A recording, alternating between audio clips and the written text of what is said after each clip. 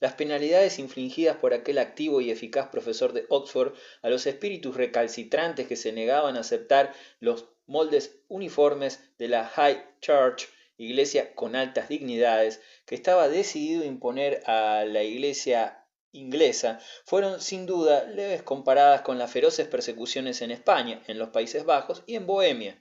Los mártires de Laud fueron privados de sus puestos y en algunos casos extremos condenados a azotes y a perder una oreja, pero no fueron quemados en la pira, ni decapitados, ni torturados en la rueda, ni condenados a trabajos forzados como esclavos de galeras.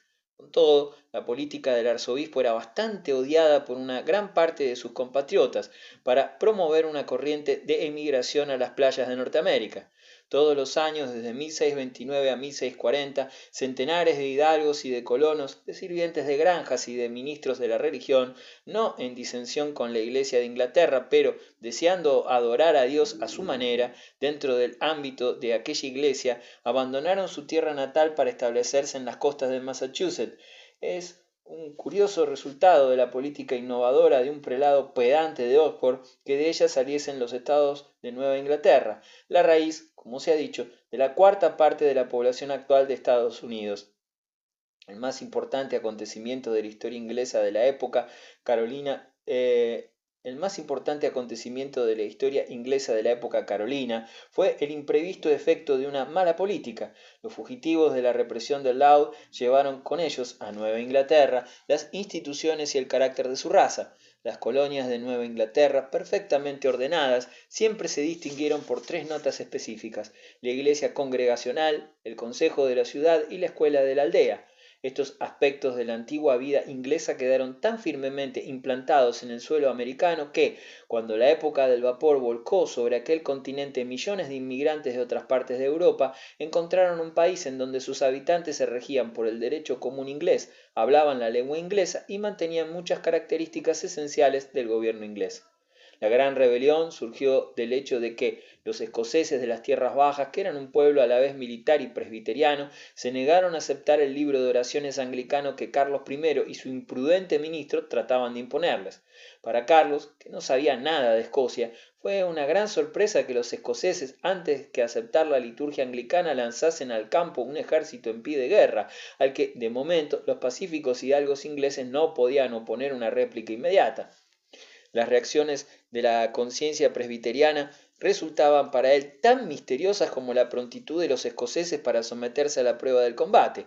Mientras que los caballeros ingleses habían estado cultivando sus campos, cazando y administrando los distritos, el ardor militar de las tierras bajas se había mantenido con sus escaramuzas feudales, con la proximidad de los salvajes Highlanders, habitantes de las tierras altas, y por el celo profesional y los conocimientos de muchos aventureros que habían vuelto de las guerras germánicas.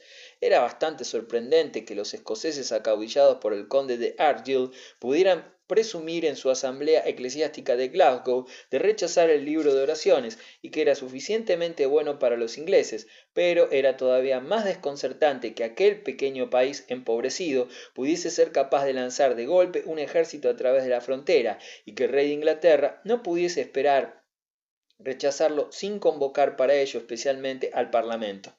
La experiencia del Parlamento corto, reunido para votar subsidios para la guerra escocesa, pero disuelto casi inmediatamente después de su reunión, 13 de abril al 5 de mayo de 1640, fue suficiente para mostrar al rey que solamente en el caso de estar dispuesto a reparar los agravios podía esperar obtener los subsidios, y estos los necesitaba a toda costa.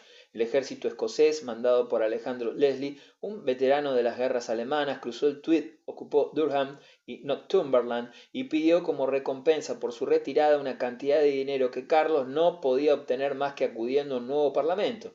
Un notable grupo de hidalgos campesinos encabezados por Juan Pym y Juan Hambden estaba decidido a que fueran a esta asamblea miembros que, por lo menos, pudiesen obligar al rey a reparar los agravios de la nación.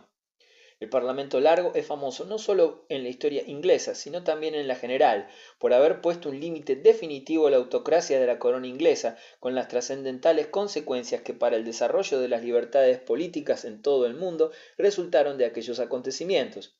En su primera sesión, aquel conjunto de gentes serias e irascibles abolieron los tribunales de la prerrogativa, la Cámara Estrellada, el Tribunal de la Alta Comisión Eclesiástica, la jurisdicción de la prerrogativa real de los consejos de Gales y del Norte.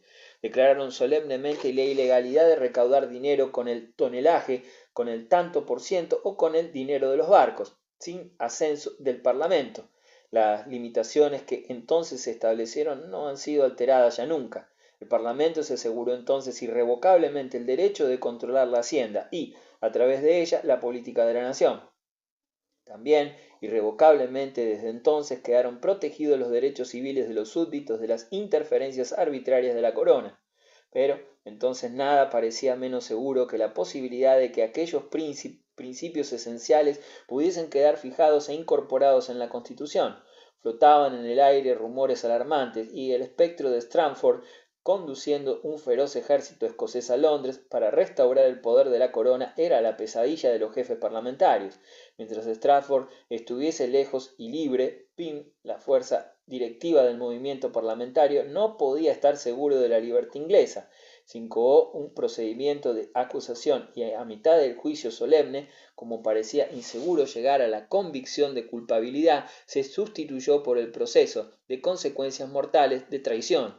Stratford era demasiado temible para que pudiese esperar justicia de sus adversarios. Los parlamentarios que votaron por la pena capital, la multitud que aullaba junto al palacio real de Whitehall o que se apiñaba para asistir a la ejecución del negro Tom, el tirano, en la colina de la Torre, no pensaban en la justicia, sino en la seguridad. La ejecución de aquel hombre inteligente y valeroso fue un acto de guerra, una medida enérgica y deliberada de precaución contra un gran mal político, temido vívidamente como amenazador para la prosperidad del Estado. Después de ello, las cosas marcharon rápidamente hacia la lucha abierta, arrancando el consentimiento del rey a un estatuto por el que sólo podía ser disuelto con su propio consentimiento. El Parlamento, bajo la dirección de Pym y con el apoyo de la City de Londres, mientras aumentaba la marejada puritana, marchó adelante con una serie de medidas y de proposiciones calculadas para transformar el carácter del Estado. Como para Pym y sus amigos no había nadie más impopular que los obispos, se propuso con el nuevo apoyo de una petición con numerosas firmas de la City que se aboliese el episcopado de raíz.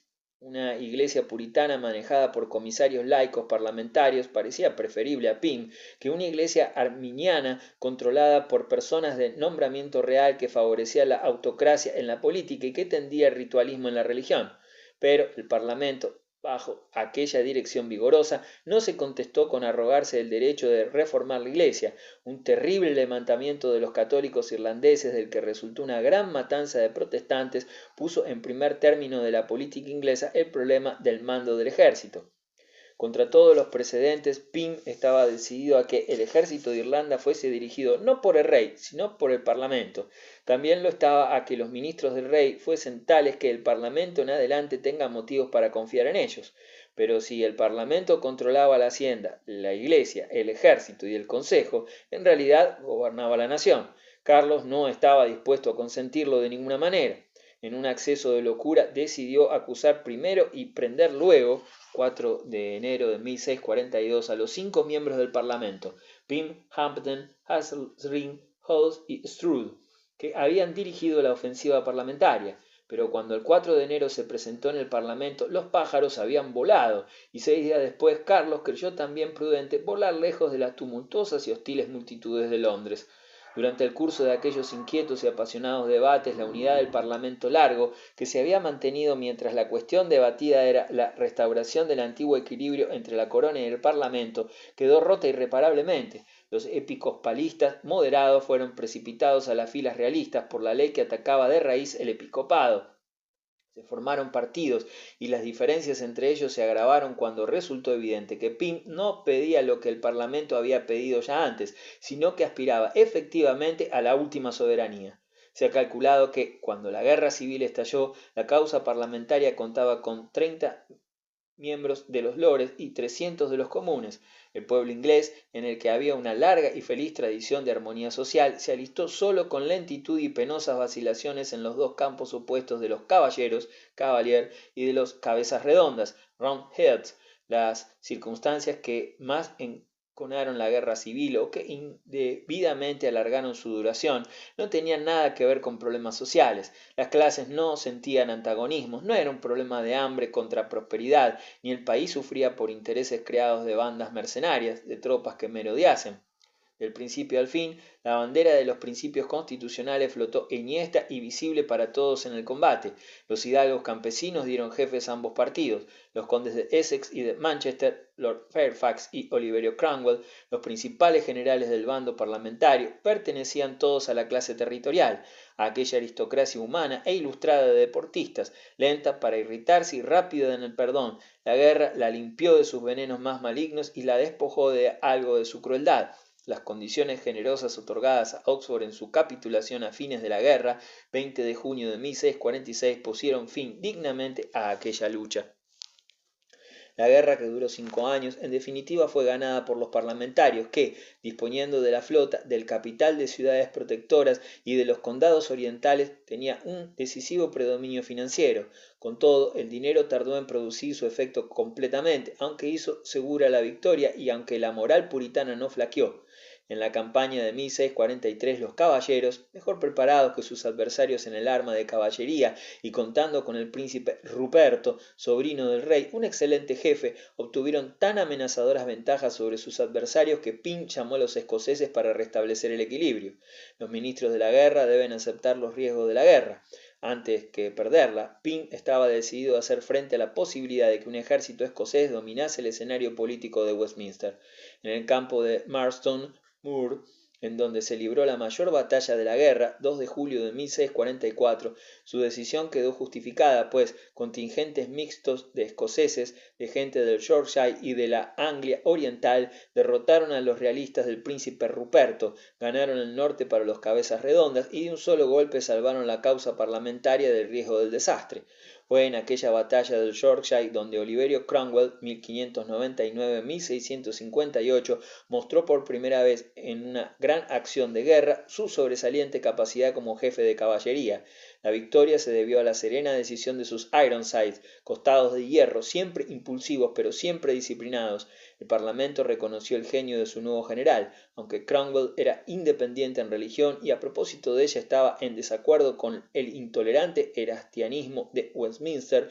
Los jefes parlamentarios allanaron el camino para su promoción y escucharon sus consejos. Una vez más se acallaron las diferencias para alcanzar una victoria militar. La guerra, que con una dirección poco enérgica hubiera durado varios años, envenenando la vida del país, se llevó a rápido y decisivo término por los hombres eficientes y resueltos que siguieron a Pym en el control de la maquinaria parlamentaria. El mérito de la victoria es compartido por Cromwell, que creó, y por los parlamentos que financiaron aquella fuerza bien pagada y bien alimentada de celosos luchadores, conocidas como el Ejército del Nuevo Modelo, que ganó la batalla de Naseby en 1645 y asestó los últimos golpes a los dispersos restos del Partido Realista. Fieles a la máxima de que el primer deber de un gobierno de guerra es ganarla, los legisladores puritanos echaron por la borda sus predilecciones religiosas y ayudaron a Cromwell a forjar el instrumento que llevó al rey al patíbulo y al parlamento largo a un fin triste y vergonzoso. Pero este parlamento, que había ganado la guerra, se mostró incapaz de hacer la paz. Persiguió a los realistas con multas abrumadoras, expulsó a los ministros anglicanos de sus puestos, proscribió el uso del libro de oraciones anglicano y así desperdició la oportunidad de conciliarse a sus derrotados enemigos. Con una medida aún más sorprendente de imprudente intolerancia, los pedantes puritanos de la victoriosa Cámara de los Comunes se enajenaron sus amigos. El triunfo de los cabezas redondas en la guerra civil se debió al ejército de Nuevo Modelo, reclutado en su mayor parte entre los pequeños propietarios libres de los condados orientales y que se distinguían de otras fuerzas parlamentarias por su hospitalidad a todas las sectas protestantes. Al perseguirlas y al negar al ejército sus justas reclamaciones respecto a la paga, el Parlamento Largo preparó su propia ruina. Una asamblea que se mostró hostil a todo cuanto había de libre y de vivo en el protestantismo inglés, e indiferente a los servicios del ejército que había asegurado su triunfo, no era ya capaz de gobernar Inglaterra. Oliverio Cromwell y Juan Milton, los dos más grandes entre los ingleses contemporáneos, se sintieron ultrajados con esta estrecha intolerancia.